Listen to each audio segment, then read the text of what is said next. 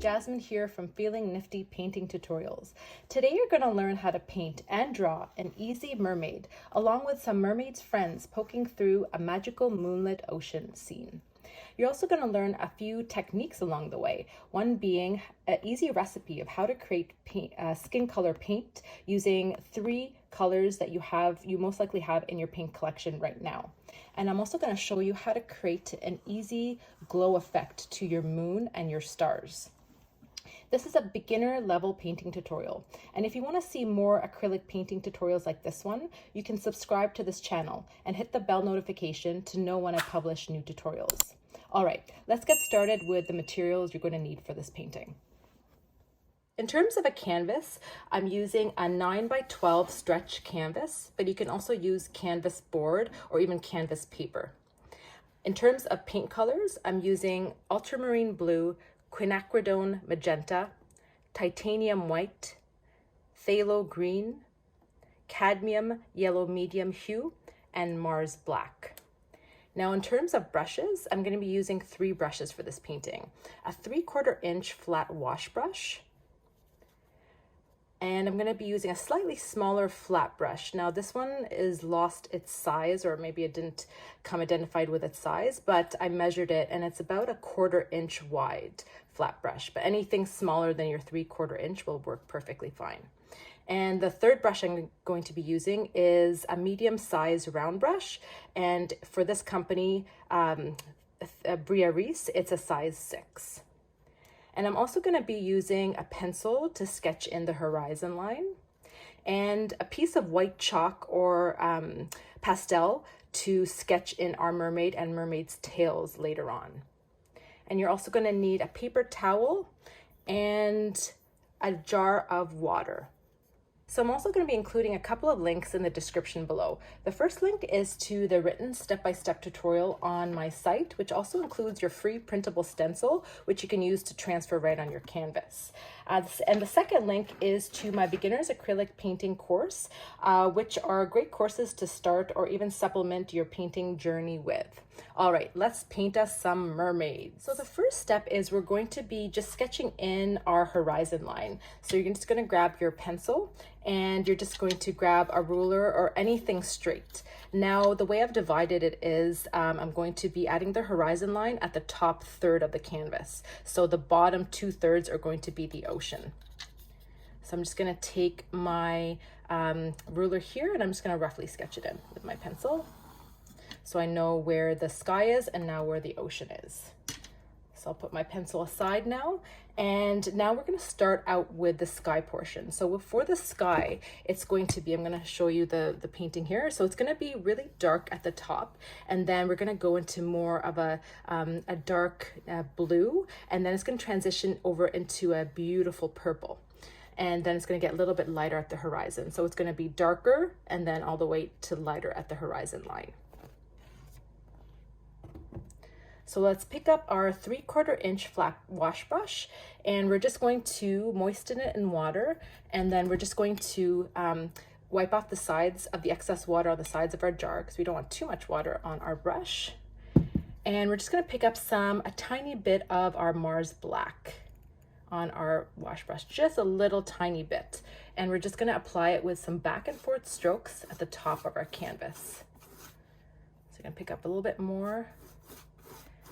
Now, without washing off your brush, you're going to pick up some of that ultramarine blue on your brush, and we're just going to go right over top of that black with those same back and forth strokes. And what this is going to do, it's going to blend that paint right on your canvas.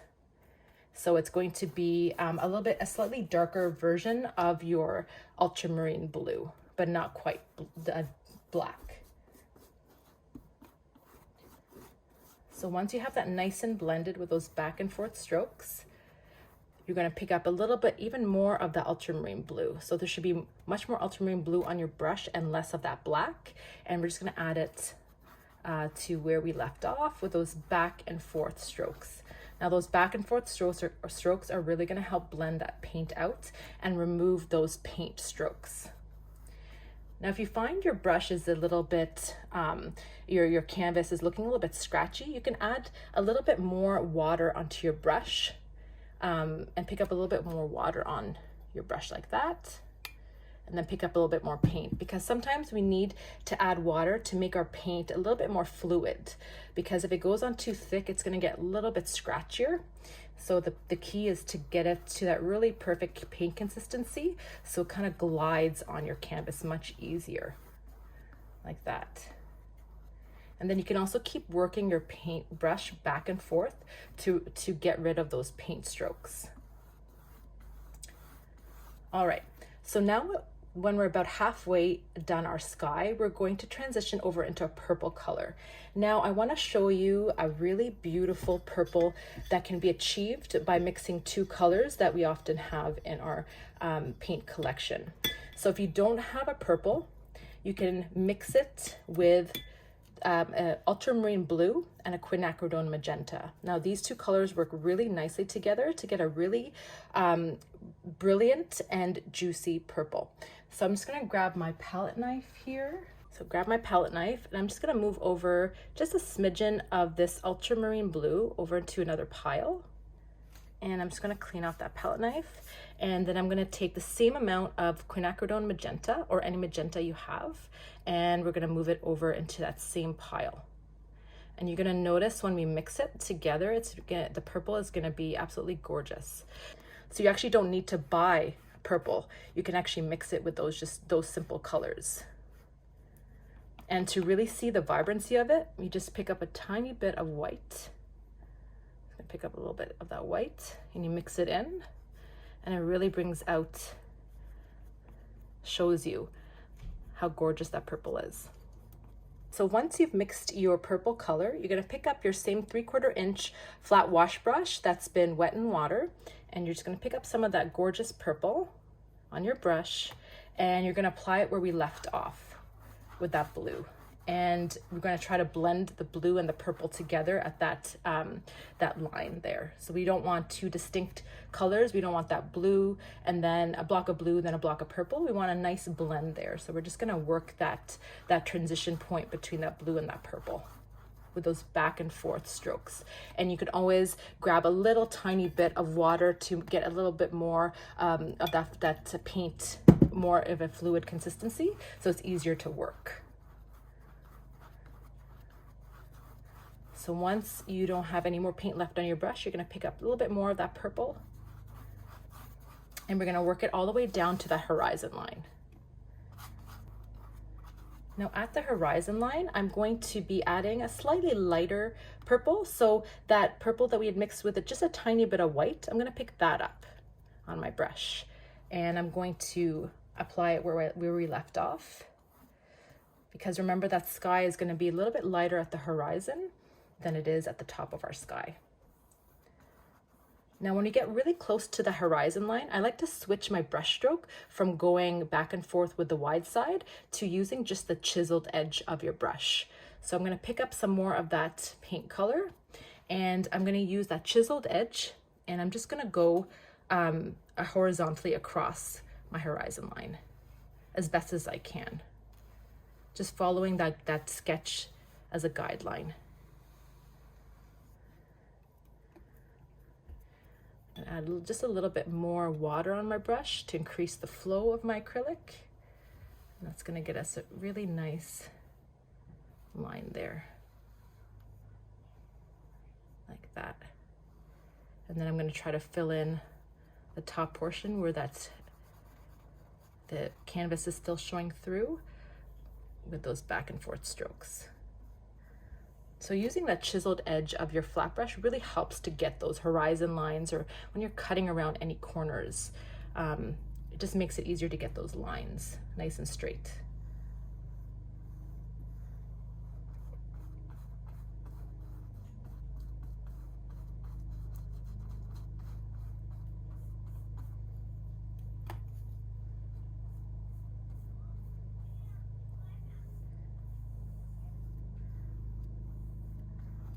Okay, you can always bring it up a bit into your sky. It's okay if it's a little bit, you get a little bit of purple above. It's nice to have different color variations in your sky. It's going to add to the beauty of your night sky. And before I forget, if you're planning to hang this on your wall, you can also go ahead and paint the sides of your canvas as well. All right, now once you're happy with your sky, we're gonna move on to the ocean part of our painting. So we're just gonna clean off our brush with some water so it's nice and clean. And then what I like doing to make sure my brush is clean is just brushing it off on some paper towel. Now, if your paper towel comes out clear, then it's nice and clean. But if you have any of the color still left on your paper towel, you would go ahead and try to clean it off a little bit more in that water. So for our ocean here, we're going to be adding kind of like a pink, magenta pink ocean at the horizon. It's going to give a really nice, beautiful reflection when it's all done. So we're going to take our brush that's been moist and cleaned in water, and it has a little bit of, it's moist in the water, and we're going to pick up some pure quinacridone magenta on our brush. And we're going to be using the same chiseled edge just to get as close to the horizon line as we can. I'm just going to use that chiseled edge, and we're going to cut along that horizon line.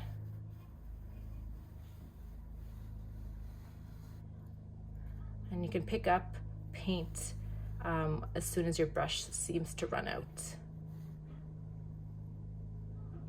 So once you have that on, you're going to use those back and forth strokes, and we're just going to add some of that quinacridone magenta to the top part of our ocean. And it doesn't have to be perfect here as well, because we're going to be adding some water reflection marks afterwards, and that's going to give us a little bit more coverage on that paint at that top of the horizon.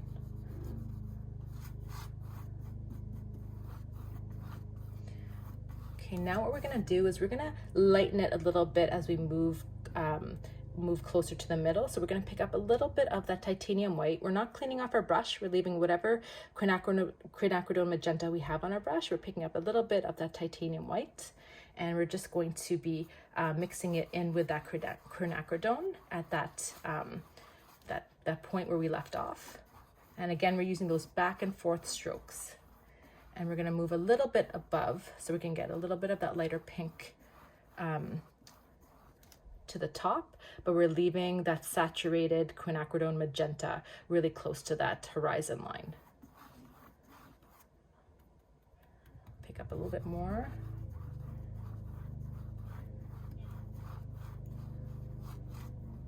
So you can see here, really close to the horizon line. It's almost like a really deep magenta close to red, but when you add a little bit of white to that quinacridone magenta, it brings out those pink undertones and it becomes like more of a lighter pink. I really love quinacridone magenta. It's one of my favorite colors in my collection because you can do so much with it. There we go. Okay. So now what we're going to do is we're going to be adding, the next section is going to be purple. So the top portion of our ocean is going to be that quinacridone magenta mix. And then we're going to have the middle portion of our ocean is going to be a purple like we did in our sky. And then the bottom portion is going to be our ultramarine blue. So again, to mix our purple color, all we did before is we used our ultramarine blue to equal parts ultramarine blue to quinacridone magenta. So I'm going to go ahead and wash off my brush first so it's nice and clean and the paint doesn't get a chance to dry on it. A little bit more of that ultramarine blue, and I can move it into the same pile because it's going to be creating the same purple. And then we're going to be picking up equal amounts of ultramarine blue and quinacridone magenta. So I'm going to pick up the remaining of that quinacridone magenta, and then we're just going to mix it together. And if you find your purple is a little on the blue side, then maybe you don't have enough of the quinacridone magenta. So here I can tell it's a little bit on the blue side. So I'm going to add just a smidgen more of my quinacridone magenta into the mix, just so we get a really nice, vibrant, punchy purple. Now purples are actually really hard to mix because getting that right blue and that right red that work together to create the purple is essential. Otherwise, your purple is going to be really muddy and dull looking. So as long as you have ultramarine blue and your quinacridone magenta in your color collection, you can always create a really beautiful purple. And you don't actually need to go out and buy a purple from the store, which is always nice to save money and save supplies. All right, so now that we've mixed that purple, we're gonna go ahead and take our clean brush that's been moistened in water. We're gonna pick up a little bit more of that purple on our brush, and we're gonna go where we left off, and we're gonna try to blend that color together, that pink and that purple.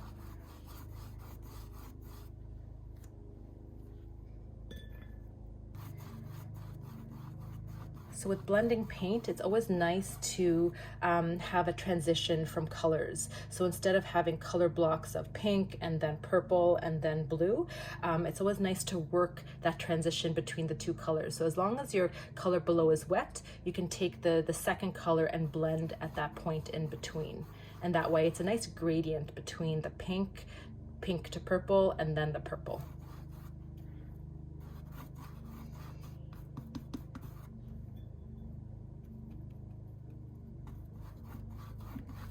So we're going to take this purple down to until there's about a third of the ocean portion left, and then we're going to switch over to our ultramarine blue.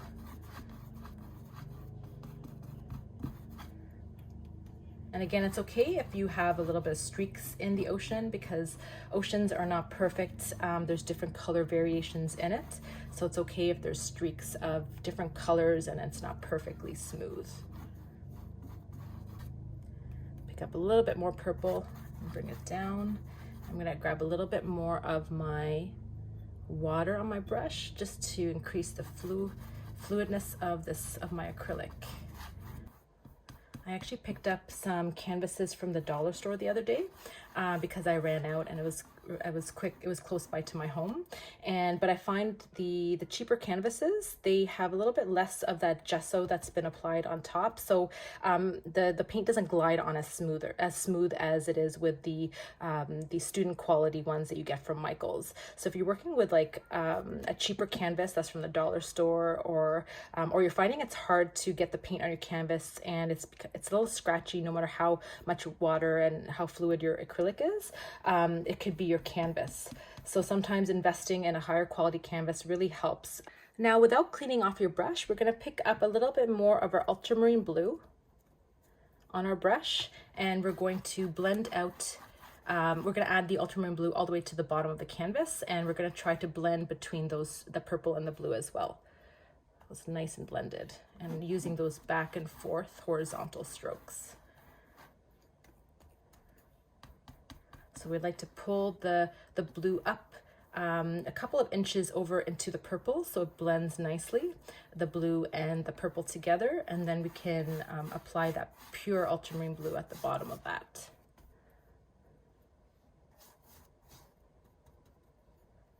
Now before our paint dries, I'm going to pick up a little bit of a smidgen, like a really tiny amount of Mars Black on my paintbrush, and I'm going to apply it just to the bottom of where that ultramarine blue is, and we're going to blend the ultramarine blue and the black together to create a really dark blue like we did at the top. So at the top and the bottom, it's going to match that same color. So black is a really saturated color, so we don't need very much of it on our paintbrush and to blend it in, because it can go quickly from dark blue to pitch black very fast with the amounts. So you just want to slowly add it in with small amounts until you get the tone you like. It's generally easier to lighten a color than to, it's generally easier to darken a color than to lighten it back up. So that's why I like to add just a small amount of black at a time and work my way to that color that I'm looking for. There we go. And I'm happy with that. Now the next step is I'm going to take just a tiny amount of that purple on the tip of my 3/4 inch flat brush, and we're just going to add just a tiny bit of that with our chiseled edge in that pink, to give it brings some of that purple into our pink, or the quinacridone magenta portion of the ocean, so it's not as stark pink. So just a tiny bit will go a long way. So you're going to use the chiseled edge with just a little bit amount of that purple on your brush, and you're just going to sweep it across. Now if you find you're getting really big chunky streaks like that and you want to smooth it out, just take a piece of paper towel, just a small amount, and you can just smooth it out. Find that works to get more of a subtle look than having those big chunky lines of color. So we just want to add just small tiny lines there so it gradually blends into that more of a purple water.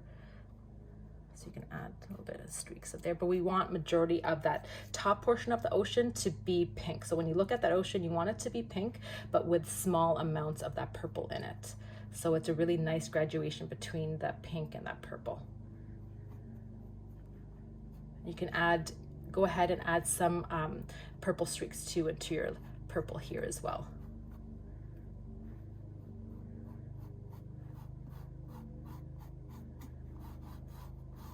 It's nice to get some variation in our ocean.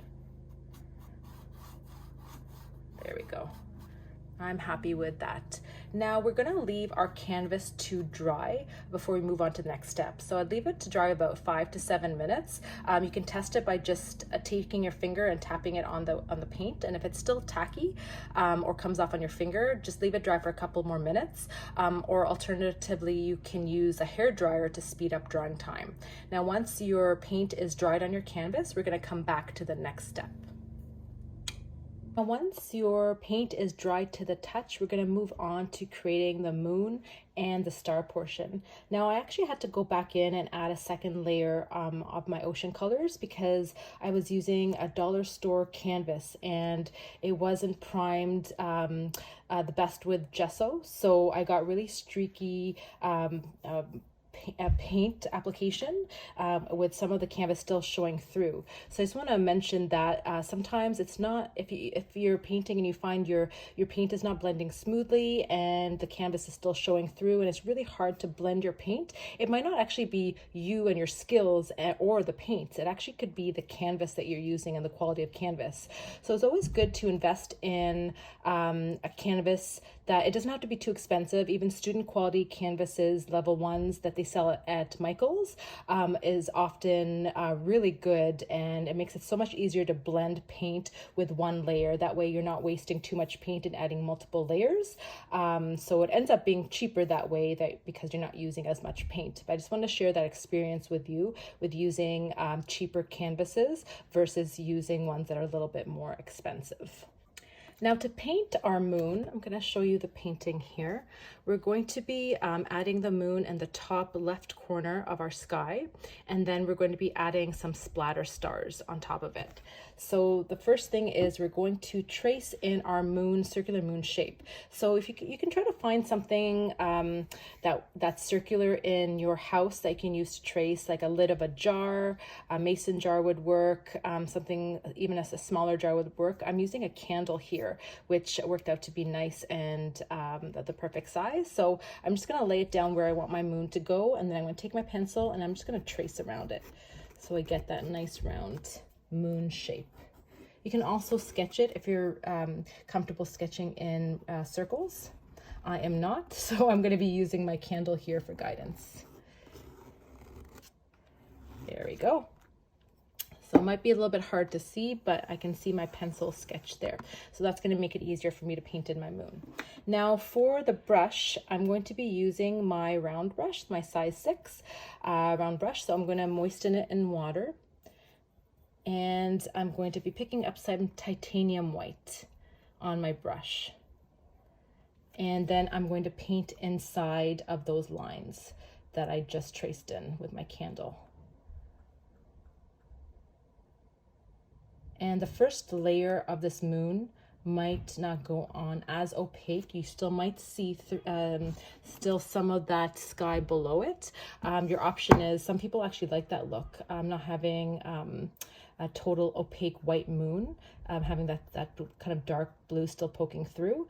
But if you want more of an opaque look, you can wait for the moon to dry and then do a second layer, and that should be completely opaque.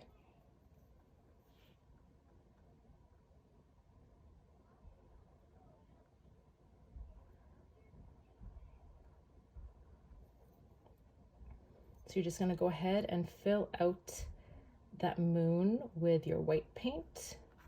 And then we're going to come back and we're going to add in some of our moon craters.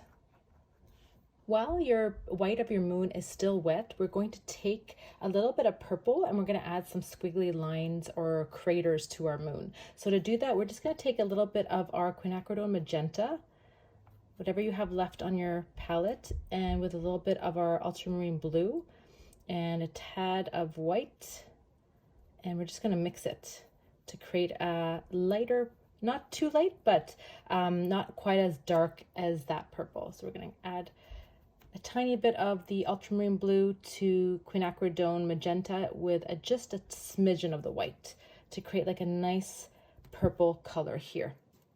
So I'm going to take that same round brush I was using before, and we're just going to add it in right into our wet, the white that's paint that's still wet for the moon. We're going to add some squiggly lines like that, and that's going to act as our craters.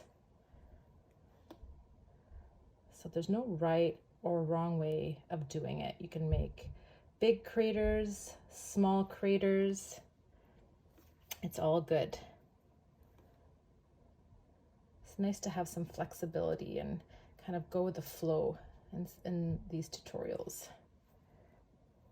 So again, I'm just holding my paintbrush pretty high up on the handle, not too low, because I want a lot of movement in there, some random movements. So I'm just going to squiggle my brush, so just jiggle it a bit, and those craters are going to just take place, or just going to come out.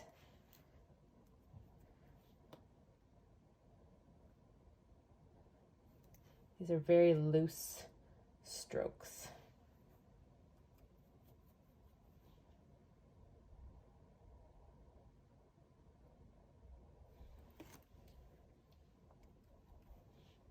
Add some dots too sometimes to make the smaller craters. Okay, I'm happy with that. Now, once you've completed your moon, we're going to move on to our splatter stars.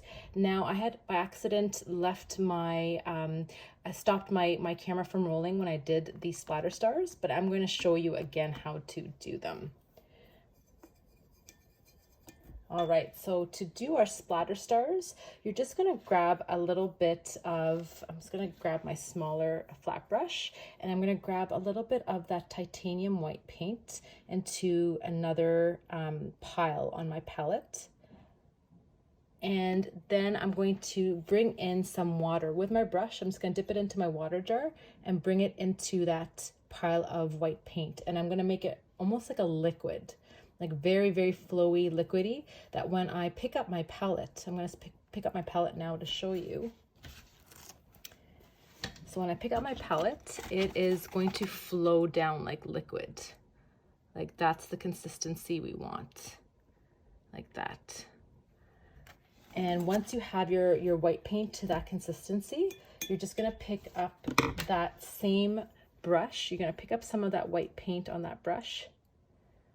And before I forget, if you want to make sure that the stars don't get on your ocean portion, you can just cover it with another piece of paper right at the horizon line. All right, so we're just going to pick up some of that liquid white paint on our brush. And we're going to grab another brush. It doesn't matter which one. We're just going to use this one to tap our top brush on it. So the brush that's been loaded with white paint, we're going to tap that on the handle of another brush. And when you do that, you get these splatter stars that are going to be added into the night sky. So some are going to be small, some are going to be big. You can vary that by just keep on tapping them with lighter taps will give you slightly smaller stars, and bigger taps will give you some bigger stars.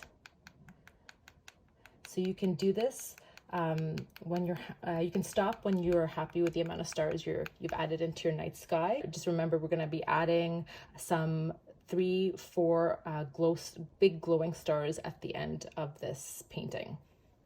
So I'm pretty happy with that. I'm going to go ahead and clean off my white brush that I had that paint on with. And we're going to wait until these stars dry to the touch before moving on to the mermaid, sketching in our mermaid shape. So we can wait another 5 minutes until they're dry to the touch, and then we can move on to the next step. All right, now that your stars are dry to the touch and all the paint is dried, we're going to move on to sketching in our mermaid shape. So to do that, to make it easier to see, you can use some white chalk or pastel, or you can try using a pencil too. It just might be a little bit harder to see. So the first step is we're going to draw in the mermaid's head, and that's going to be at half above and half below the horizon, and about 2 inches from the side of your canvas. So we're just going to draw an oval shape,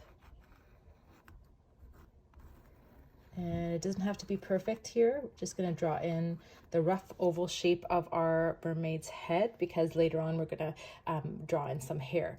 So the next step I like to do is I like to draw a long curved line, and that's just going to help keep both sides of the body symmetrical when we're drawing in, and also the tail symmetrical when we're drawing in either sides of the body.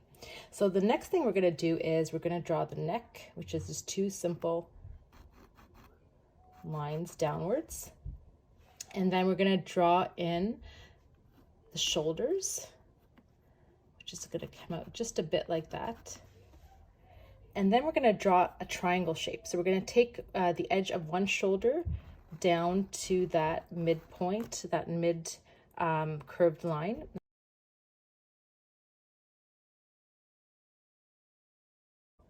So now that we have our triangle torso, we're going to draw the bottom part of with the tail. So we're just going to take our chalk and we're going to draw kind of like a curved hourglass shape on either side, and we're going to draw in the tail like that. I'm going to do the same shape on the other side, and we can use that center line to kind of gauge how much on either side we need to go.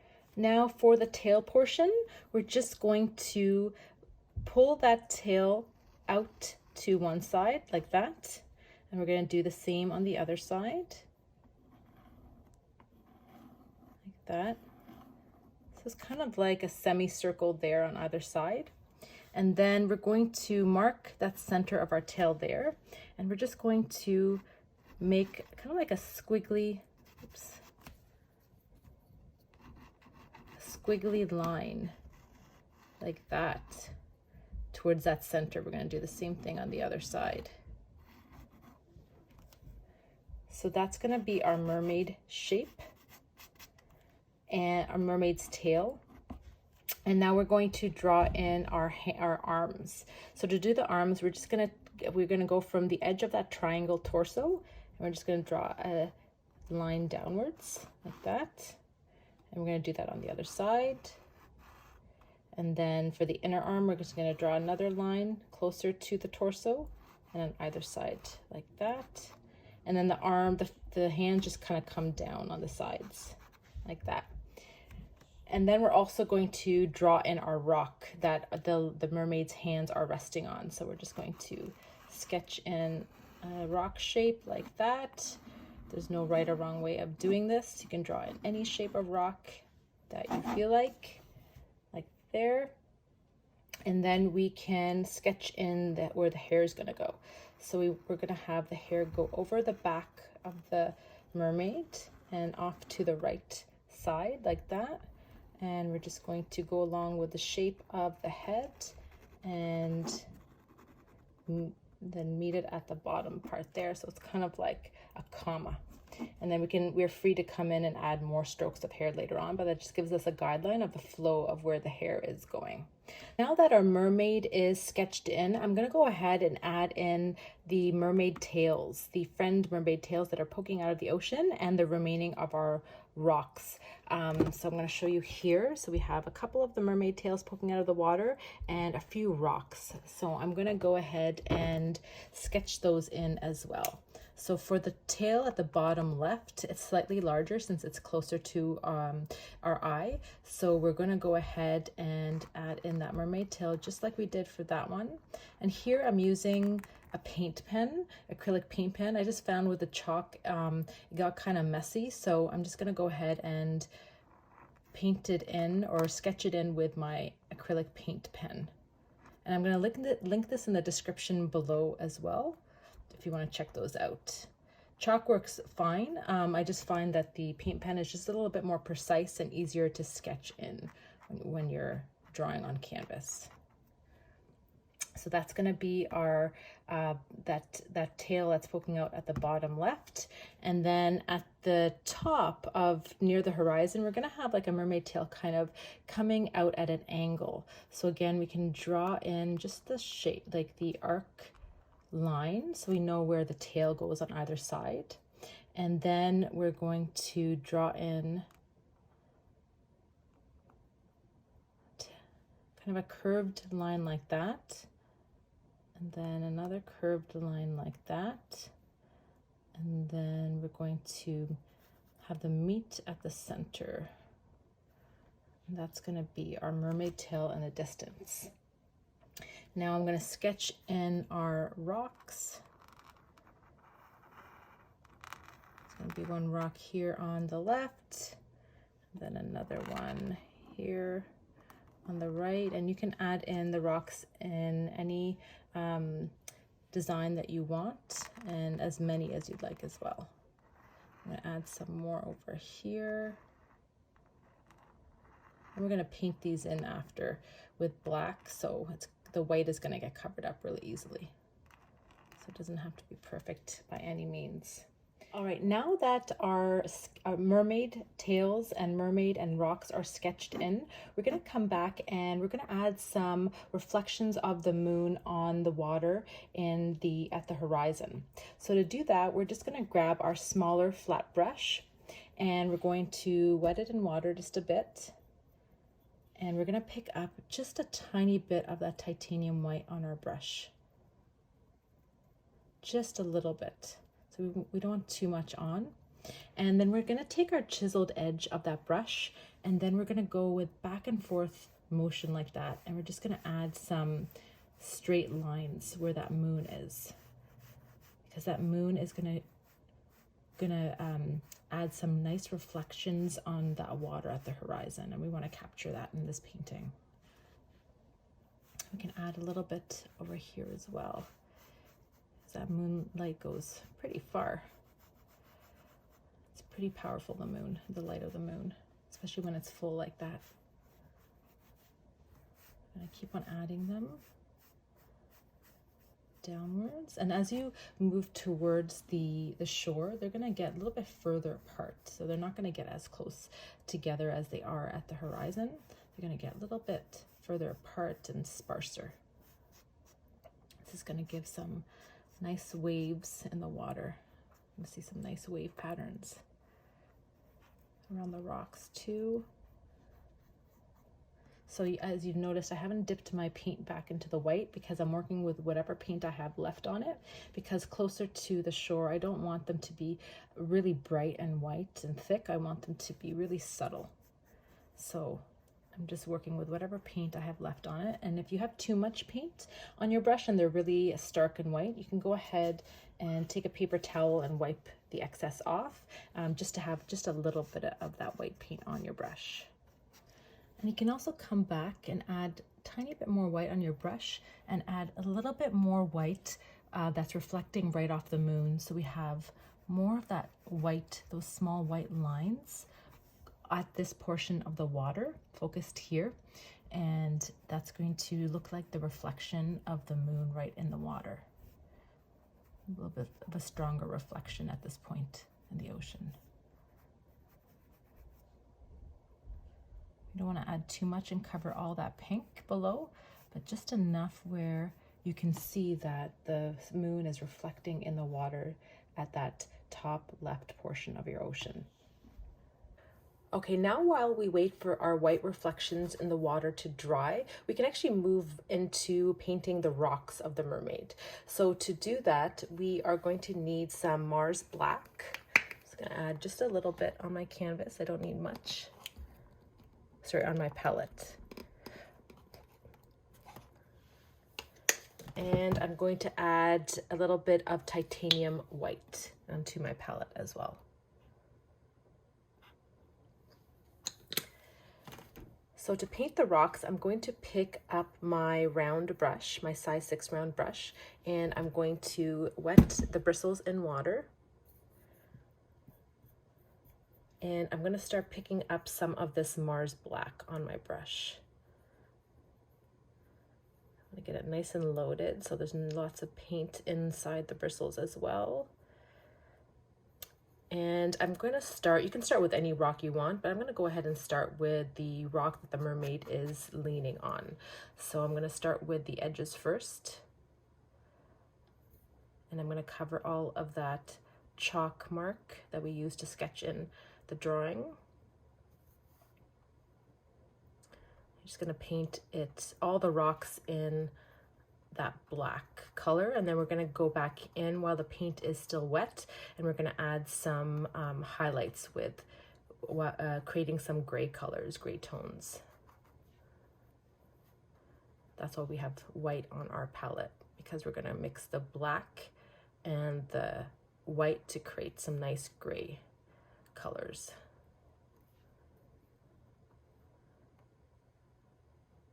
And another reason I like to paint the rocks first before the mermaid is it makes it less stressful. So for example, if we painted the mermaid first, we would just have to be super careful to not to get any of that black over the tail. So this painting in the rocks first before the mermaid just makes it a little bit less stressful, because when we paint the tail, it's okay if we go over that black of the rock. Okay, so while the black paint is still wet, we're going to pick up some of the titanium white on our brush, and we're just going to create kind of a lighter version of that black. So we're going to create a gray color here, and we're just going to add it in the rock, and just with like a kind of a squiggly motion with your brush in certain areas. So you want to keep that black along the border of the rock, because that's going to be where your shadows are, and then towards the middle you can add some of that gray. So I'm going to go ahead and do it on this side as well, and this is just going to give us some dimension to those rocks that the mermaid's sitting on. And now we're going to create an even lighter version of that gray. So without cleaning off our brush, we're just going to pick up a little bit more of that titanium white to create a little bit lighter version of that gray. And we're just going to add it right over top in certain areas. I'm going to do it on the other side as well. So you're just kind of adding them ad hoc here, and kind of like a squiggly jiggle. You're jiggling your brush a bit, so it's not controlled, and there's no specific way or area to put it in. You're just kind of going with that flow. All right, so now what I'm going to do is I'm going to clean off my brush, because I want the darkest black to go on as the base of our rocks, and then we can come back and create more of those grays as we go. So I'm going to clean off my brush so it's nice and clean. I'm going to test it on my paper towel. So yeah, it's coming out clear. And then I'm going to pick up some more of that Mars black on my brush, and I'm going to go onto this rock here.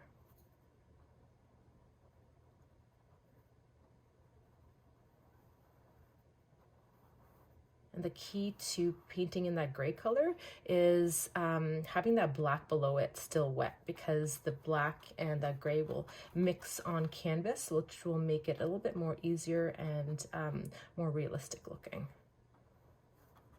So while my black is still wet, I'm going to go ahead and pick up some of that gray color. Use that jiggling motion of my brush and add in some highlights on my rock. Maybe a couple of lighter areas like that. Okay. And again, I'm going to clean off my brush to create my next rock. So I can work fairly fast here. I'm going to paint in this rock here.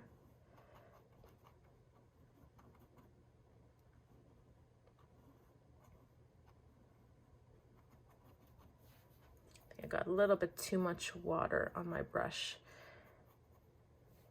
That's okay. And just take off the excess water on your paper towel and just continue working it. I'm picking up a little bit more paint. Okay, and I'm going to create that lighter version,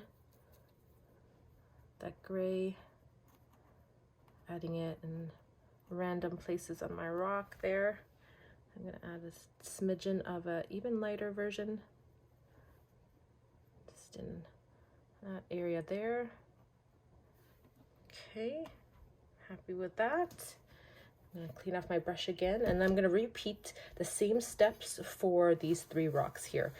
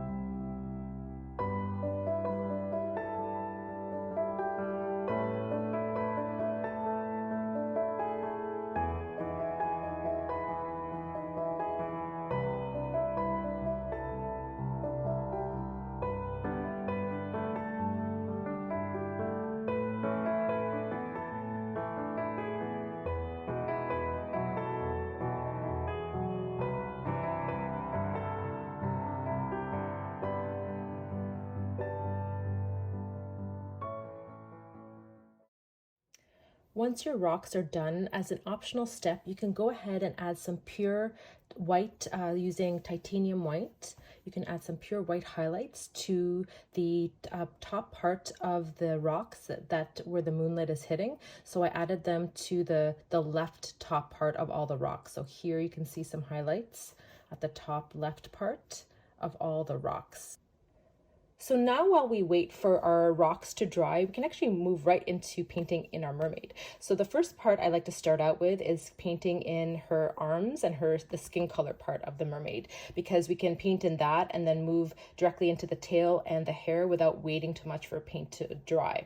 So for skin color, you can definitely go ahead and buy skin tones straight out of the tube from your craft store, but skin color is actually really easy to mix, and most likely you have the colors you need to mix in your collection already, because you just need your primary colors, which is your red, blue and yellow with a little bit of white. Now the best colors to create skin color are what I found personally are primary red, primary blue and primary yellow, because they are the purest primaries, but you can definitely work with other versions of those colors. So for example, in this painting, I'm going to be using my quinacridone magenta as my red, and then I'm going to be using cadmium yellow medium hue as my yellow, and then ultramarine blue as my blue, because I just like to create paintings with the least amount of paint colors, so it's cheaper for you, and then you don't feel like you need to go buy new paint colors every time. So I'm going to show you how to create your basic skin color with those 3 paints plus some white. So first thing you do is you're going to grab your quinacridone magenta, and then you're just going to add just a little bit on your palette, like just a dollop of it, because we don't need very much. There's not much of that skin color for our mermaid showing. And we're going to be adding our quinacridone magenta and then followed by our cadmium yellow. And we're going to add the same amount of cadmium yellow on our palette that we added for our quinacridone magenta. So we're basically adding all equal parts of our primary colors. So now we're going to be adding the same amount of ultramarine blue.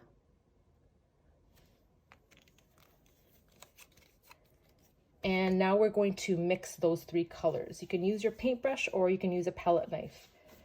So I'm just going to move these down here. And when we mix three primary colors together, they create a brown color.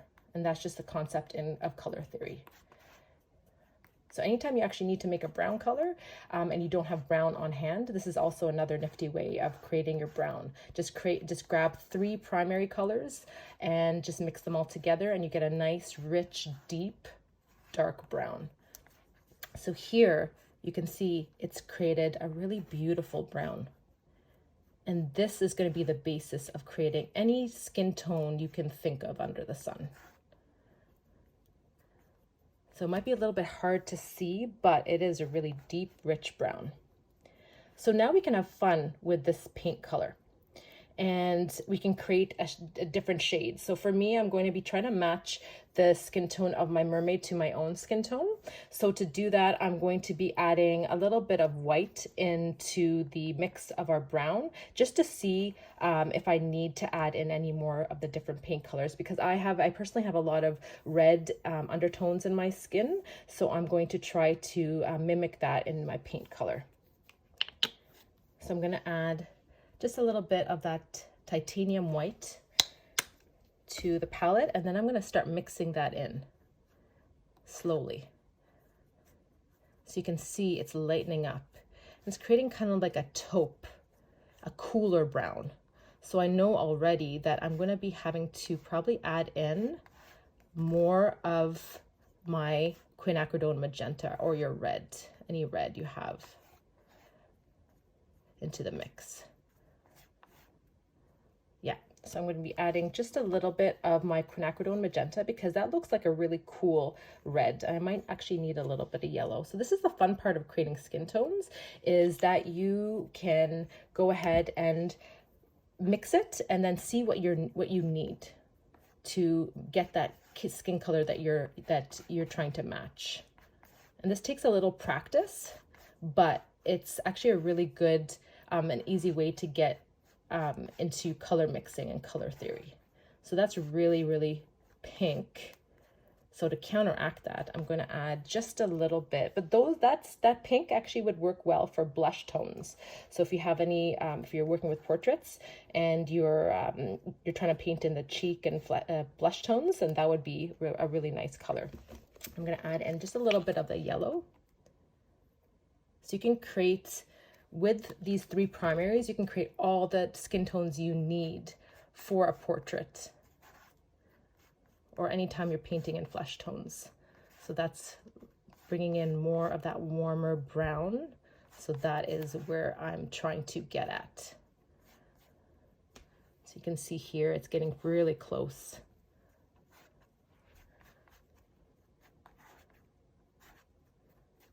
So you're going to just keep on observing your color and seeing what you need to create the skin tone you're looking for.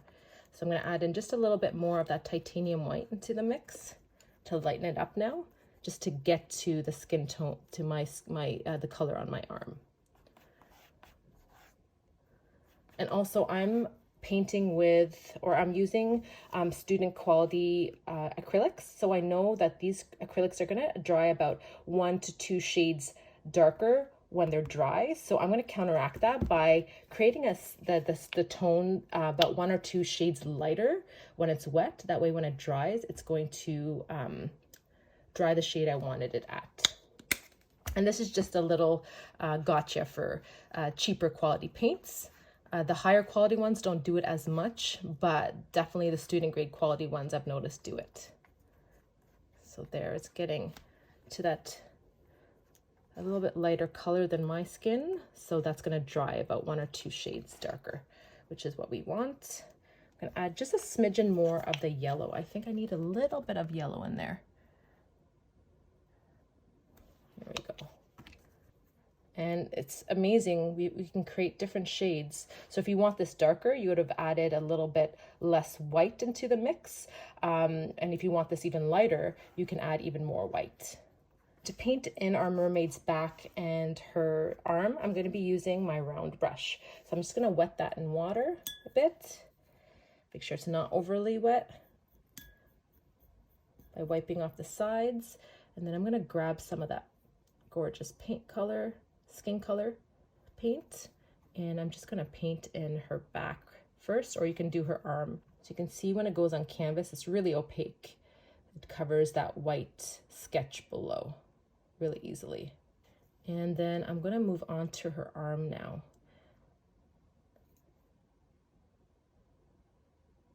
And then for her hand, it's just going to be laying on the rock here, resting on the rock. So it's just going to be like a little line downwards. We don't have to get into too much detail here. And I'm going to paint in her other arm is not fully showing, it's just the bottom part with her hand resting on the rock. So I'm just going to paint that portion in.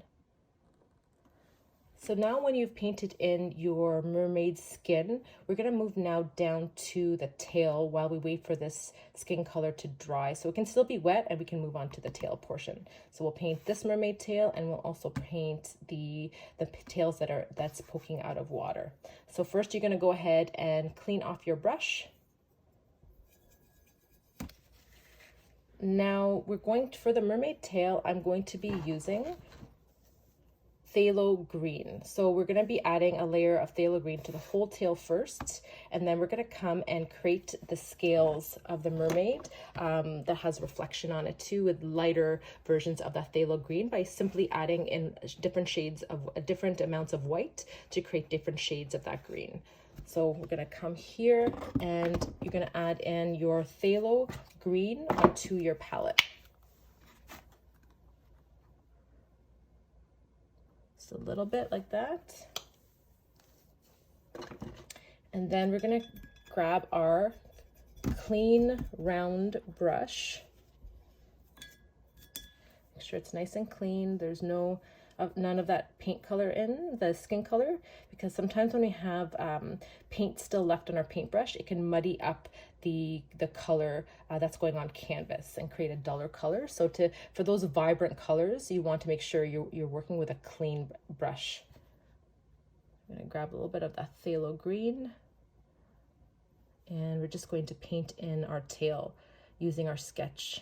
Now phthalo green is pretty transparent by nature, but that's okay because we're going to be adding layers. So here you're going to notice it might not cover up that white chalk mark, or if you're using a paint pen, it might not cover it up completely here, but that's okay. We're going to come back and cover it up with subsequent layers. So right now we're just focusing on filling in the whole tail with that phthalo green right now. And if you go a little bit over on the rock, that's fine too. This is the that's why we drew the rocks or painted the rocks first, because we're not as stressed out if we get some of that tail on the rock. The tail can be a little bit bigger, and that's perfectly fine.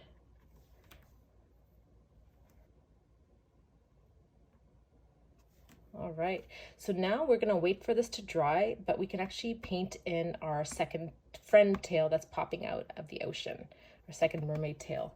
So to paint in that mermaid tail, we're gonna use the same phthalo green and do the same thing and fill in the whole tail. Now this painting idea came from a subscriber. One of the suggestions was painting a mermaid. So I was super excited because I know my daughter loves mermaids and she wanted to be a part of this. So she actually came up with this whole scene and this whole sketch. She took a pencil and paper and she sketched out the design, and she was super excited about it. And this painting means a lot to me because it was my first painting that I worked alongside my daughter creating this. It was really fun. So now I'm going to come, because I have added that white paint marker and it's still pretty, you can see a lot of it. I'm going to go ahead and add a second layer while this is still wet a bit. It's drying, but it's a little tacky. I'm going to add a second layer to this so it's a little bit more opaque. But if you're using chalk, it might have covered it up just fine. So if that's the case and you can't see a lot of that white still poking through on your design, you can pause the video here while you wait for it to dry, and then we can move on to the next step. But I'm just going to go ahead and add a second layer there. Now when the tails of your mermaid is dry to the touch, we're going to come back and we're going to create some mermaid scales. So I'll show you here. So we're going to add little strokes of lighter versions of the phthalo green along the sides and especially in the middle. We're going to get lighter in the middle, so those scales are going to be a little bit darker on the sides, and then as we move our way down the middle, it's going to be even lighter with that reflection of those scales with the moonlight.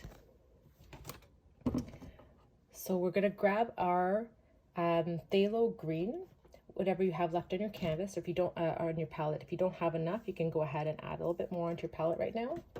And then we're going to add in some titanium white on our palette as well. And we're going to create our darkest version for the scales, a darkest version of that green for the scales. So I'm just going to grab my palette knife, or you can mix it with your brush as well. And I'm just going to move over some of this phthalo green over here, and I'm going to move over just a smidgen of that white and see how much I can lighten it. So it's the contrast between this dark color green here and this green here is, you can tell the difference. You want that contrast to be a little bit more dramatic so you can actually see the details on the mermaid's tail. Okay, so I'm happy with that. Go ahead and wipe off my palette knife. I'm going to grab my round brush, my small round brush, size 6, and I'm going to wet it in water and wipe off the sides so we don't have too much water on that brush. And I'm going to start picking up a little bit of this lighter version of the phthalo green. And we're just going to create the mermaid scales by just taking the tip of your round brush and creating little strokes like that. All you need to do. And you don't have to go all the way to the edge. You can if you want, but so you can see here too, if you leave the edges, they're going to be darker and it's going to give us a little bit more dimension, but it's totally up to you here as well. So if you want to go all the way to the edge, you can definitely do that as well. So the other mermaid scales, I'm just going to repeat the pattern with the rows below. I try to stagger the scales a bit so I don't keep them perfectly in line, but here I'm going to be adding the scale in the center between the two top ones, so you can stagger them a bit if you want as well.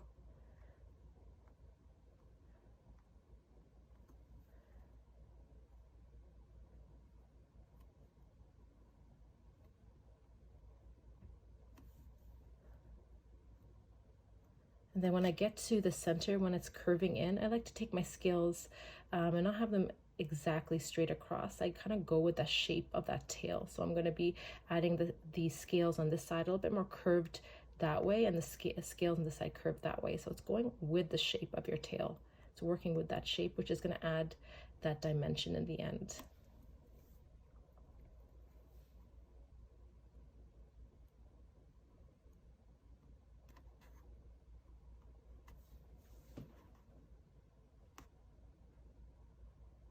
They're going to get a little bit smaller as we move our way down that tail as well. So you're just using the very tip of your round brush to paint in those scales. If you add a little bit too much pressure, downwards pressure, it's going to make the bristles spread out, and then your strokes are going to be a little bit larger. Here I'm going to create really small ones by adding even less pressure, downwards pressure on my brush. So really light pressure there, almost like little tiny lines.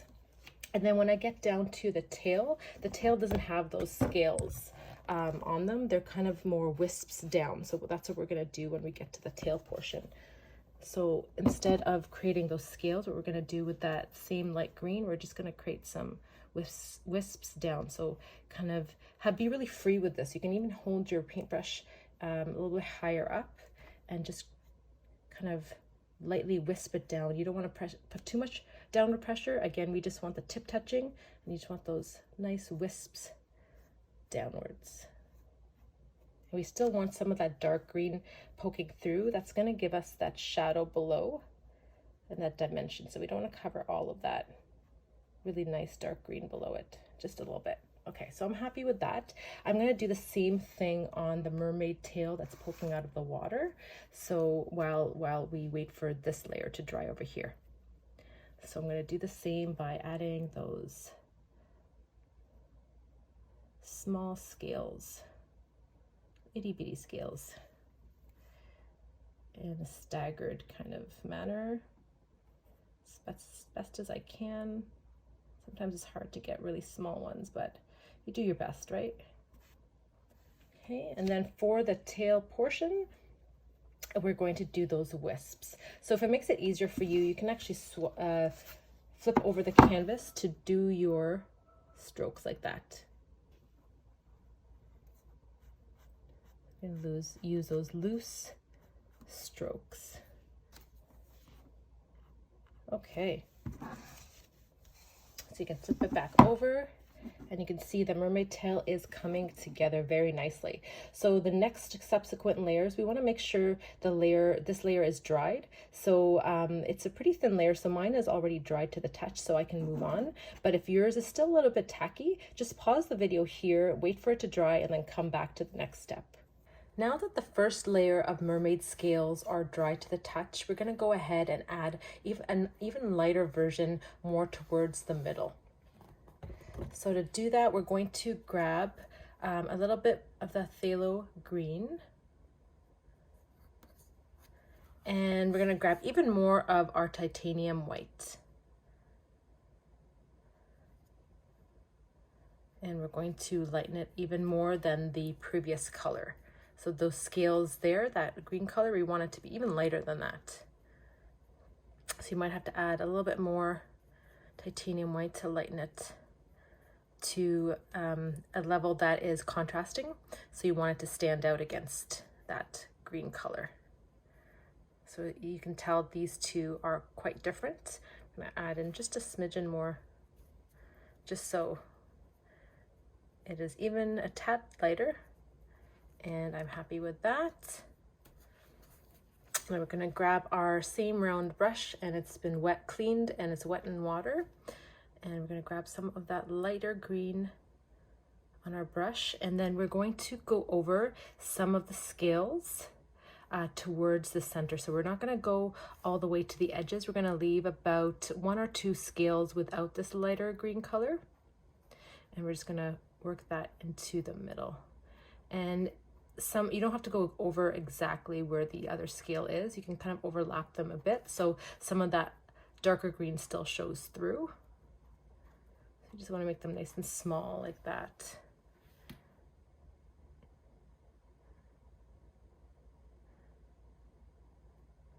All the way up the tail, and we're going to be following that shape of that mermaid tail. So it's going to be kind of curved, and those scales are going to move with that tail. So they're kind of going to have a little bit of a curve to them when you get to this point. As you move your way to the bottom, they're going to get a little bit smaller, and it's going to be a little bit more narrow. So you want to apply a really light pressure on your brush to get those really small, fine scales. Okay, so now when we get to the tail, we're going to use those same wispy long strokes. We're just going to add that color in there too, with those nice long brush strokes. And we don't want to cover too much of those 2 colors of green below, so that dark phthalo green right out of the tube, and plus that slightly lighter version. We don't want to cover all of those. We want all of those greens to show through in the end and the tail. Just a couple of strokes here or there. There we go. Looks great. Now we're going to do the same thing for our mermaid friend that's popping out of the ocean waters. So we're going to add a few of those scales in the middle, not going all the way to the end. And we want to make sure all those green colors are still showing in the end in that mermaid tail. And then we're going to flip our canvas upside down. For me, it makes it easier to get those fluid strokes. So I'm just going to go like that. There we go. Great. You can always fix it too. Sometimes when you flip it back over, you see things that weren't there before. That's a nice little trick, is always to flip your painting upside down, because our eyes tend to get tired and don't see certain things. And when you flip your painting upside down, it makes a difference, and certain things that were bugging you before but you just couldn't point out actually come to life when you flip it upside down. So that's a nice little trick you can do at certain points in your painting. All right, so what we're going to do is we're going to let this layer of lighter green dry, and we're going to go ahead. It's a really light layer, so it's going to dry in a couple of minutes. While we wait, let's go ahead and mix an even lighter version. This is the final version of green that we're going to apply just to the center of our mermaid's tail and to the tails at the end as well. Now, to mix the lighter version of this green, we're just going to take this pile of paint, it should be wet already, and we're going to add a little bit of white directly to it.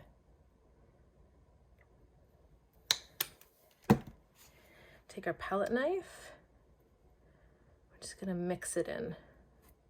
So it should become a distinctly lighter green like that, almost like a really pale mint green. That's good. Then we're going to take our round brush that's been cleaned off in water, and we're just going to pick up some of that really light green, and we're going to apply it just to the center of the tails. I'm just going to wipe it off. I think I have a little bit of extra water on my ferrule. Just going to wipe it off there and grab a little bit more. Sometimes when you wet the brush above the ferrule, and then some water gets trapped under the ferrule. So when you paint it, you might notice some drops of water coming out, and it's not actually from your brush, it's being trapped in the ferrule. So the way around that is just to wipe it off on a paper towel and re-grab some paint on it. Kind of learn these lessons along the way. We all have our mishaps, but we learn from them. So this pale green is not as light as I want it to. You can't really see the contrast between this one that's on here we did in the last step and that one. So I'm going to lighten it just a bit, because you want it to be distinctly brighter. That way it's going to give that illusion that the light is hitting right at that top of that tail in that middle. So I'm going to add some white at the side, and what I'm going to do is I'm going to bring some of this light green into the white. That way I can control the amount, how light it gets. So we'll try that first and see if that works. So you want a really light mint green color. And I'm gonna clean off my brush, and I'm gonna clean the ferrule too, just to make sure the water droplets are not gonna come out on me. Okay, I pick up some of that paler green, and there we go. It's much lighter, almost like a white compared to the other green. And we're just going to add the scales just in the center, so even more towards the center than the lighter ones. We're not going to go any much more than, we're going to do maybe 3 or 4 wide, or even 2. When you get down to the narrow part of the tail, it's going to be 1 or 2 scales that we're going to get in there. And already you can see that illusion that the light is reflecting off of that middle of that tail.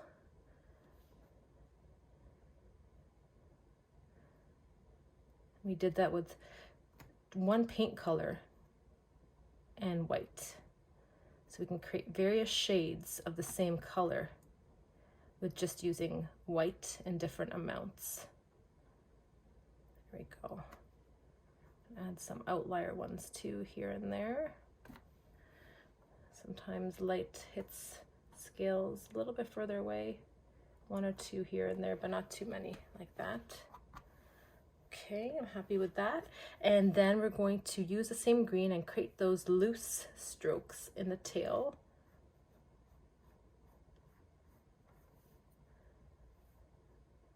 So we have I believe, 4 versions of this green that are going to be popping through in different layers, and that's going to give dimension.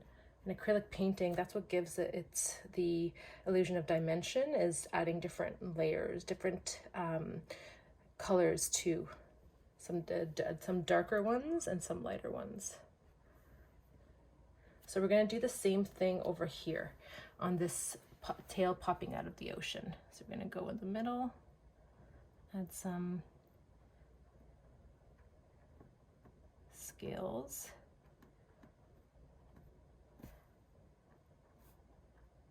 Maybe a couple there. Perfect. And then I'm going to flip it around just to make it easier on me to create those nice long strokes on my tail. They're kind of wispy.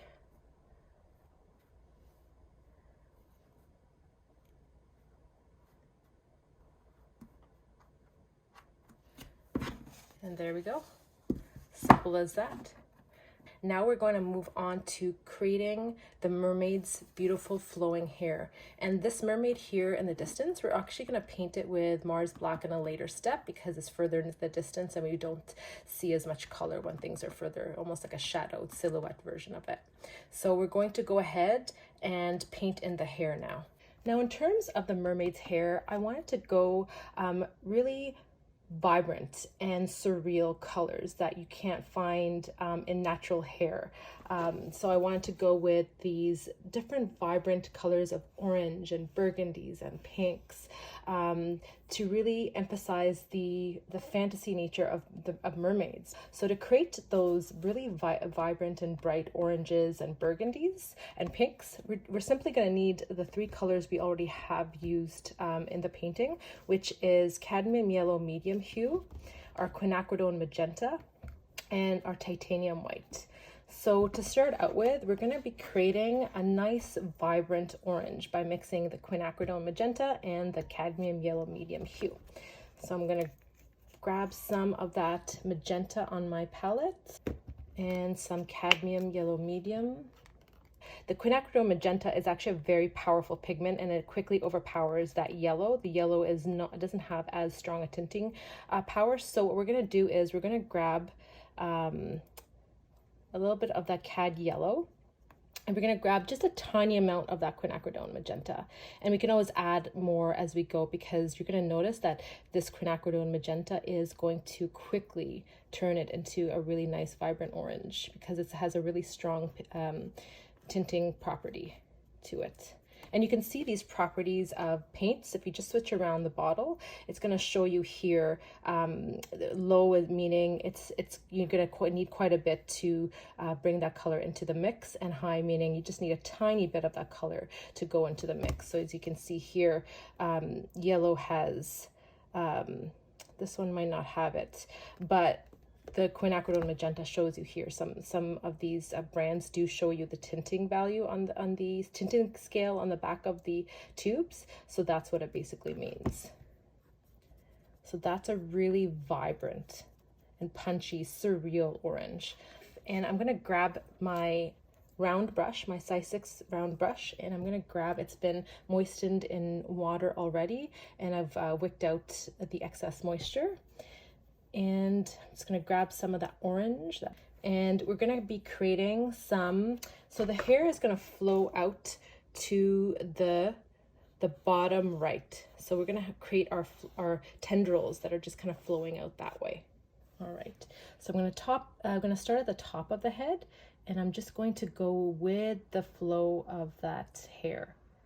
And the first layer is going to be quite transparent, going over it, so it really doesn't matter how it looks at this point, but we just want to get that color on. We're going to cover up that white sketching marks later on as we add more layers and it becomes more opaque. Okay, so now what we're going to do is we're going to add just a smidgen of our white so we can get a little bit of opaqueness in that paint, and it's going to give us another color And for this step two, for the hair, you can go ahead and have fun with the colors. So if you had a color in mind that you wanted to do, or color combination, it can even be like a rainbow of colors. That would look really super cool. You can go ahead and do that. This is kind of just a guideline of different colors you can use, but it is up to you which colors you end up choosing in the end. So I'm just going to go ahead and I'm not cleaning off my brush. I'm just going to grab some of that lighter orange in there.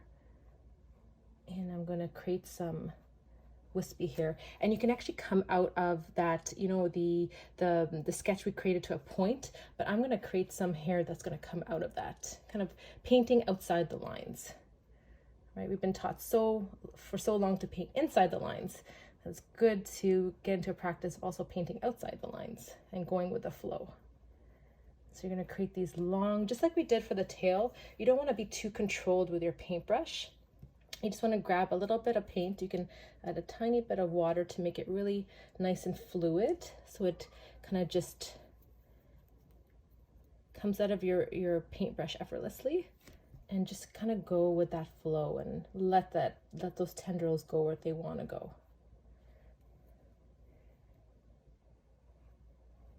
So it's almost like her hair is flowing. There's a little bit of a breeze happening here in the painting, and that bottom of her hair is catching onto that breeze and just being blown ever so slightly. You can have fun with paintings and create your own story. I love having a painting with a story. When you look at it, there's something happening. And with this painting, you can just kind of do that as well. Okay, so I like where that's going. I'm going to add another variation. So let's do a pink now. So I'm going to go ahead and clean up my brush, and I'm going to grab some pure quinacridone magenta right on my brush. So it's going to give us like a nice dark burgundy. So with hair, just adding in layers of these wispy lines over top of each other.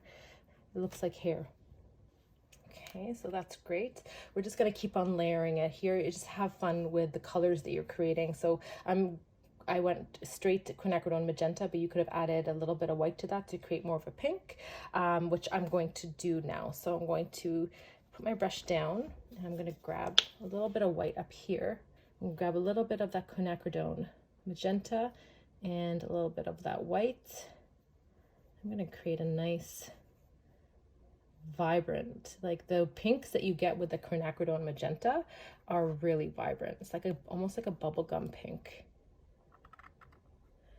And that pink is really hard to get with your traditional reds. Like usually you can get a pink by mixing a little bit of red with white, but the pinks that you often get with reds are not as vibrant as this magenta with this quinacridone magenta when you add it to white. You can't quite mix that level of pink with paints that I've tried with, at least. That's why I love the quinacridone. You can do so much with it. You can mix it to create purple. You can use it as is for a burgundy and just create that beautiful bubblegum pink with white. So I'm going to pick up some of that really beautiful pink and add some tendrils in here too. You can always, if you find that your paint is mixing too much in your hair, you can always wait for the layers below to dry a bit, because sometimes you'll lose some of that texture of the hair if they blend a bit. So don't be afraid to pause the video and let your hair dry, your layers of hair, before you move on to the next layer. Okay, so see, that's like that beautiful pink that's in there now. You can add some curls too at the end, some waves, by just adding a squigglier line rather than a straight line. So we can add more of those as we go. So I'm going to be going quiet for a bit, but you can go ahead and paint in the rest of the mermaid's hair with the different, have fun and create different colors of those with the oranges and the reds, or any other color you wish, and create your different layers of your mermaid's hair. And once you're done that, you can pause the video, and then we're going to come back and add some details at the back, finish off the tail here, the mermaid's tail, and add some details around our moon and some sparkling glowing stars in our night sky.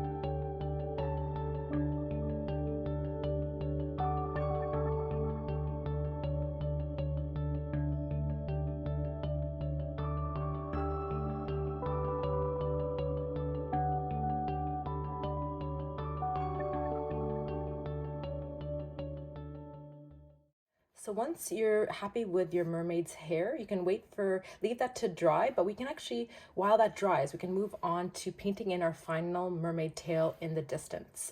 So for this one, I'm gonna paint it with Mars Black because it's further in the distance and it's gonna be kind of like a silhouette. So I'm just gonna add a little bit of Mars Black on my palette. Just a tiny bit because we're just painting in that really small mermaid tail. And then I'm going to grab my round brush. I'm going to make sure it's wet in water, but make sure the excess water is wiped off on the side of the jar. And then I'm going to pick up some of that Mars Black on my brush. And then I'm just going to paint in that sketch of that mermaid tail. A nice little mermaid friend that's diving back into the ocean. There we go. All right, now that we're done the overall painting, but now I'm going to be showing you some optional parts that we can add in to add in a little bit more detail into the painting, but these steps are definitely optional. So we're gonna go ahead and rinse off our brush. And for these details, the only paint color we're gonna need is titanium white. So the first thing we're gonna do is we're gonna be creating a little bit of water splashes around the tails of our mermaids. So I'll show you here in the painting, because when anything goes back into the water, a fish or a mermaid here, it's going to be creating a little bit of a frothy waves around where it's going back into the water. So, and then also this tail here, we're going to add a little bit of splash around it just to kind of show that the mermaid her fin is kind of splashing a little bit in the water. So to do that, we're going to be adding a little bit of titanium white. And again, you don't need very much here in this step because it's very little paint we need. We're actually going to be picking up less paint on our brush than we usually do because we want it to be a very subtle look. So we're actually going to dry off our brush. We're not going to moisten it in water. We're going to try to dry off all that water off of our brush. And we're going to be doing something called dry brushing, which means that there's going to be little to no moisture on the bristles, and we're going to pick up the paint just at the tip. So you don't want it too loaded. If you have too much, you can actually just wipe off the excess on your paper towel because we want like very little paint on our paintbrush to do this technique. So the first one we're going to work on is going to be this tail at the bottom left, and we're just going to take these horizontal strokes and we're gonna jiggle it on the canvas a bit. And it's gonna create some scratchy, wispy, very light marks. So it's not gonna be opaque. You're still gonna see some of the canvas show through at the bottom, which is what we want. We want it to be very subtle because if we add white that's really thick, it's going to overpower the painting, and we don't want to do that here. We just want to create the effect that the mermaid is going underwater and it's creating some ripples and frothy ocean waves around it. So I'm happy with that. I don't want to overdo it there.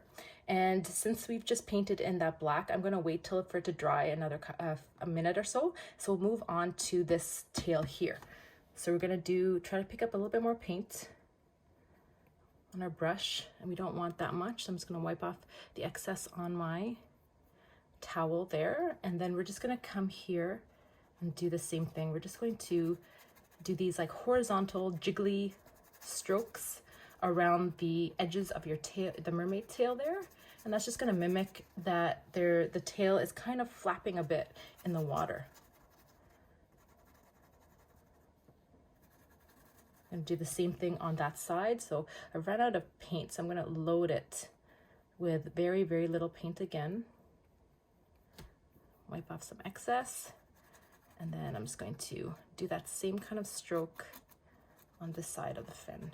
I'm just going to give that illusion that it's kind of flapping a bit in that water. And if you want, you can actually do some around the rocks too, because water sometimes crashes on the rock depending on the waves. So we can do some around the rocks as well if you want. Just adds a little bit more detail into our painting. But of course, this step is optional.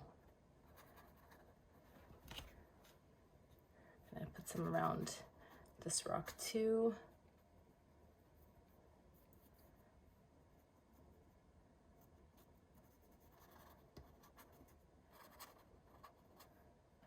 There we go. Okay, I'm happy with that. So now you're gonna make sure that the black is dried. Mine is dried to touch. So I'm gonna come in now with a little bit more of that white paint. And I'm going to do the same thing and create some splash movement of that water around that tail.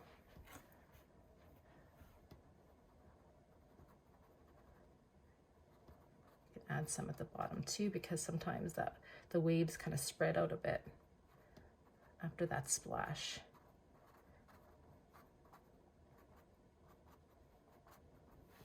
There we go. Okay, I'm happy with that.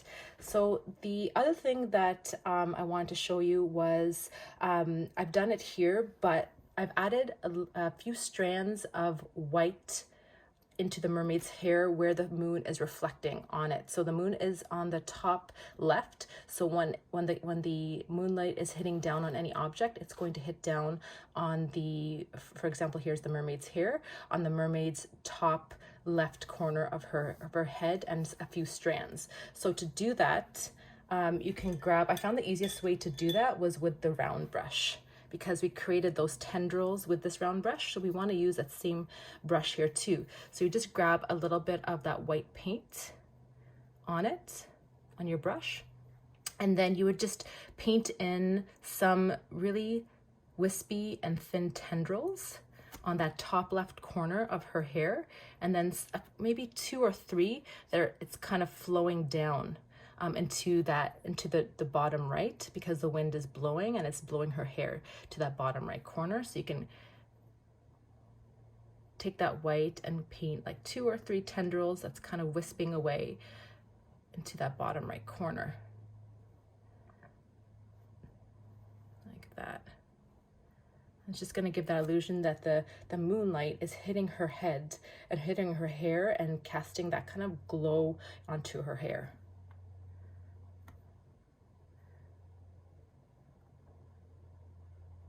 Like that. Okay, great. So that's another highlight that we can do. And then another part for the mermaid is, not only is her hair going to be highlighted with that moonlight, her shoulder is too, because her shoulder is pointed towards that moon.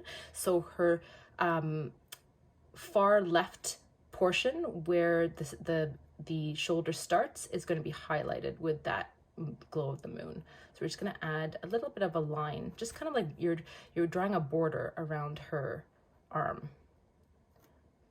Just that you don't have to go all the way down here. You just can stop midway and blend it out if you want, like that. There we go. That also gives that illusion that the moonlight is hitting down on her shoulder, on her hair at that left point. So it gives a nice little illusion of that moonlight. Okay, for the ocean part and the mermaid part, we're done with our highlights and our final details. Now we're going to move into the sky. Now, one of my email list subscribers had asked a question about how to cast a glow in paintings, and that can be sometimes challenging to do because a glow is a very subtle light around any object. So I'm going to show you here how to cast a glow around the moon, and we're going to add a few bigger twinkling stars that also have a glow effect to it. So what I like to do is grab a Q-tip, because I'm going to be using this Q-tip to blend out the paint, because we want that glowing effect to be very, very soft around the moon. And if we have really thick strokes, it's not going to give that, it's not going to show that effect as well. And I'm going to add a little bit more water to my brush actually, and I'm going to water the white down a bit. So I'm going to grab a little bit over here. I'm going to water it down so it's like a pretty thin consistency, much like we did for the splatter stars, because we don't want it to go on opaque. We want it to be kind of see-through, and to do that with any paint that's opaque, all you do is add water to it. So you can make any opaque paint transparent by just adding more water to it and watering it down. That's a nice little trick if you ever want to make any paint on the transparent side. So we're going to grab some of that paint on my brush and on the round brush, and we're just going to outline the moon just about like a centimeter around. And then we're going to stop at a point before, because this is going to dry really fast, and I'm going to use the Q-tip to kind of blend and soften those edges a bit. So it kind of blends into the sky and there's no distinct line. So I'm going to do that again. If you lose too much of it, you can go over it again. So we're just going to blend just the edges so it blends nicely into the sky. And we're going to do this all the way around the moon. And that's going to cast a really nice glow around the moon. A magical glowing moon that completes the magicalness of this mermaid painting.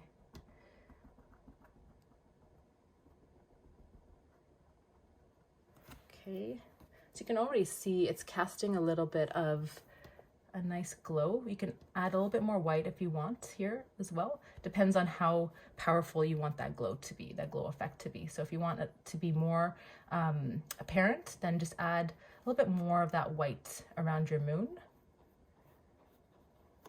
like that.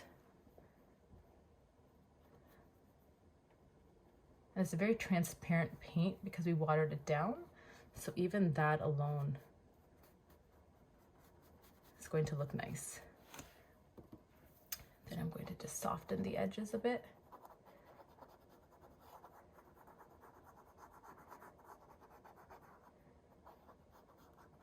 That Q-tip, you can actually do this if you don't have a Q-tip. You can use any dry brush and do the same effect. It's just going to blend the paint and make it not as like a straight edge. It's just going to make it softer.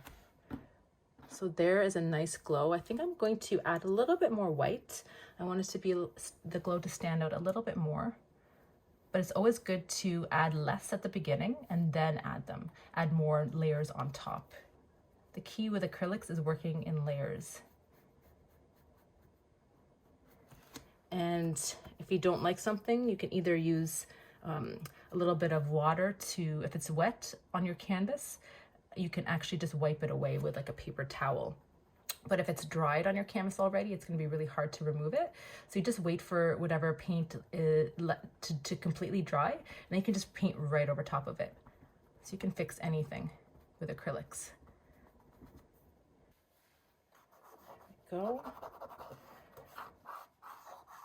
Okay, so I'm happy with that. That's giving a nice, beautiful glow around the moon. Now we're going to move on to create some twinkling stars. So here I've added about 3 or 4, 5 stars here in the sky that are a little bit bigger, and we're going to make them a little bit more, we're going to define them a little bit more in the sky, and we're also going to give a little bit of a glowing effect to them. So to do that, you're just going to take your Q-tip and dip it in that watered down white paint. And then you're going to choose a location, just go for whatever place calls to you in the sky that you want to add that star, and you're just going to dot it down. Make a little bit of a circle around it, but as you can see here, it's still transparent. You can still see the stars below, and that's what we want. We do not want an opaque coverage here. So that's going to give us our glow around the stars. So we're going to do that, and you want to add in your stars wherever you want. So I'm going to add in 3 or 4 here in different places. Okay, and if it gets a little bit too opaque, you can just wipe it off because it's still wet. You can dab it off and fix it. Okay, so I'm happy with that. So now what we're going to do is we're going to, because that's going to dry really fast, so it's already dried to the touch because it's a very thin layer of paint. So now what we're going to do is I'm going to grab my paint marker. I find with these fine stars, I like to work with a paint marker because it gives me more extra precision that is sometimes hard to get with a brush. But if you don't have the paint marker, use your smallest round brush or detailing brush for this step. So I'm just going to shake my paint marker to make sure the paint is nice and mixed inside. And I'm gonna make sure the paint is flowing nicely. Okay, so now for these stars, I'm gonna show you back at the painting here. They're basically, we're gonna do a cross design, and then we're going to do an X through it.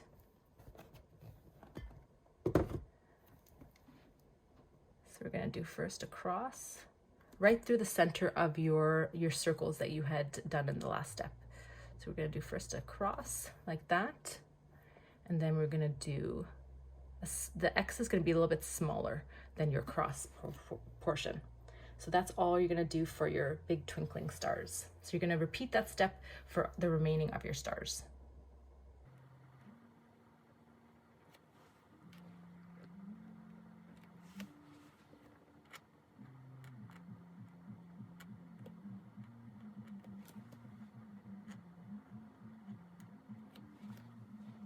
And if you want to, you can add a little bit of twinkling waters too. So we just add little crosses in your water.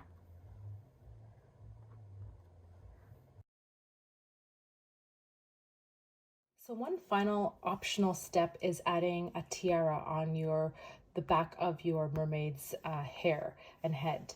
Now, I initially added it to my painting that I did, and then I wasn't sure about it. So I asked my family, and I also asked my Facebook group, and it ended up being that people voted for adding the tiara on. They said, add more sparkle. The more sparkle, the better, which I totally agree with, which is why I added a few extra sparkles on the water. So it kind of goes with that theme of adding a little bit more sparkle to the mermaid. So this part is optional, but I am basically going to be using a metallic paint pen. So I chose a silver, but you can also choose gold or even white. White works as well.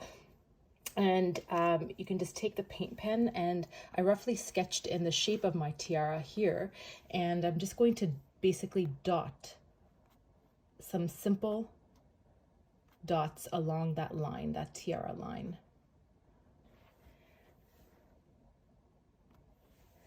So as simple as that. And now when you look at your painting, and at the side, it's kind of like gives it a metallic reflection, which just adds to that sparkle of the painting, which I really love. So again, this is an optional step, but if you want to add just a little bit more sparkle into your painting, you can go ahead and add a simple tiara at the back of your mermaid's head with either simple white paint, or if you have metallic paint pens, those would work as well. And our painting is complete. I hope you guys enjoyed watching or creating this mermaid painting and learned some fun and easy painting techniques along the way. And also, if you have any ideas or a wish list of paintings you'd like to see on this channel, please comment below. This mermaid painting was actually created as a request from a fellow subscriber. Alrighty, I'm officially signing off. Stay creative, kind, and nifty, my friends.